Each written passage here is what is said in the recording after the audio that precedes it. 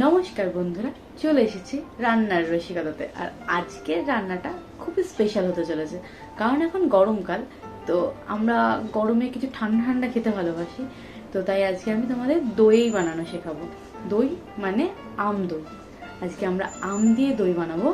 আর কিভাবে বানাবো, খুবই ইজিতে, পুরো দোকানের মতো করে।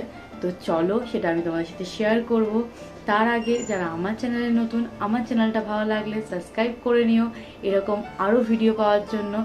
আর যদি এই ভিডিওটা ভালো লাগে লাস্ট অবধি দেখো, তাহলে লাইক শেয়ার কমেন্ট করতে ভুলো না। তো চলো রান্নাঘরের দিকে যাই আর আজকে রান্নাটা শুরু করতে চলো।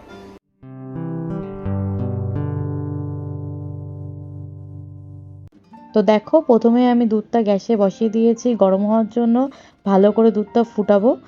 আর এদিকে চলো আমটা আমি রেডি করে নিই। তো এই দেখো আমার আম, আর এই যে আমটাকে কেটে ধুয়ে নিয়েছি। এবার আমটাকে আমি মিক্সচারে ব্লেন্ড করে নেব। তোমরা হাতেও চাইলে ভালো করে চটকে নিয়ে ম্যাশ করে নিতে পারো, কিন্তু আমি মিক্সচার মেশিনে করে নিচ্ছি ব্লেন্ড। তো এই দেখো আমার আমটা ব্লেন্ড করা হয়ে গেছে, আর এটা ফাইনাল লুক আমের। আর এদিকে দেখো আমার দুধটা তো ফুটে গেছিলো। তো এবার আমি এই বড় বাটি এক বাটি চিনি দিয়ে দিচ্ছি, যেহেতু মিষ্টি দই তাই একটু বেশি করে চিনি দিচ্ছি। আর এবার এটা ভালো করে দুধটা নাড়িয়ে দেবো, যাতে চিনিটা ভালো করে দুধের মধ্যে মিশে যায়।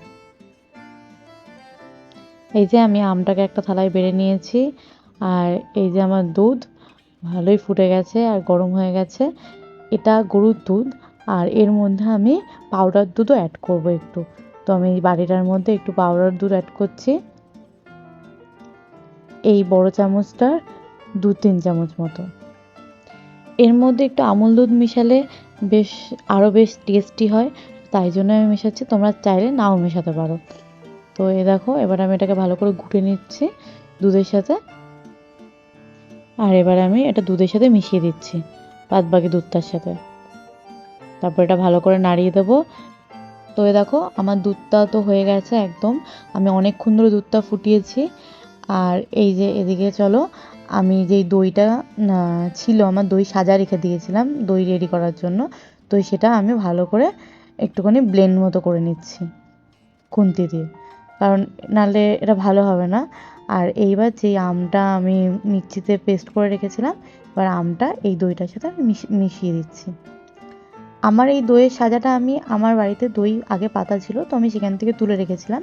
তোমরা চাইলে সেটা দোকান থেকে কিনে নিয়ে এসেও সাজা রাখতে পারো। তো দেখো আমি ভালো করে এটা মিক্স করে নিলাম। এবার যেই দুধটা, সেই দুধটা আমি একটু ঠান্ডা করে নিয়েছিলাম নামিয়ে, কারণ একদমই গরম দুধের মধ্যে দেওয়া যাবে না। তো একটু ঠান্ডা করে নিয়েছি, একদম হালকা উষ্ণ উষ্ণ আছে।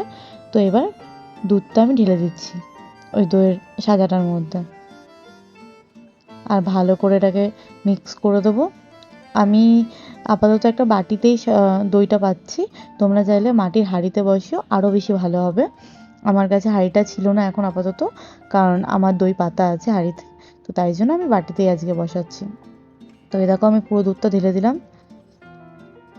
আর এখানে আমি 1 কেজি দুধ ইউজ করেছি, ঠিক আছে। তো এই দেখো ভালো করে এটাকে আমি নাড়িয়ে দিচ্ছি। এ দেখো এটা হয়ে গেছে।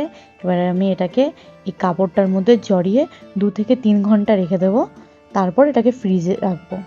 তো আমি এটা ভালো করে এই কাপড়টার মধ্যে, টাওয়ালটার মধ্যে জড়িয়ে দিচ্ছি, দিয়ে ঢাকা দিয়ে রেখে দেবো। তো 2-3 ঘন্টা হয়ে গেছে, তাই চলো দেখি দইটা কীরকম হয়েছে। তো এই দেখো আমার দইয়ের ফাইনাল লুক, আর দারুণ সুন্দর কিন্তু হয়েছে, একটু জল কাটেনি।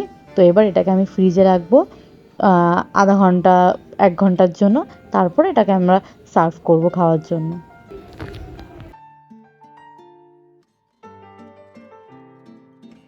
তো দেখো আমার 2-3 ঘন্টা হয়ে গেছে, তো আমি এটাকে ফ্রিজ থেকে বের করে নিচ্ছি এখন।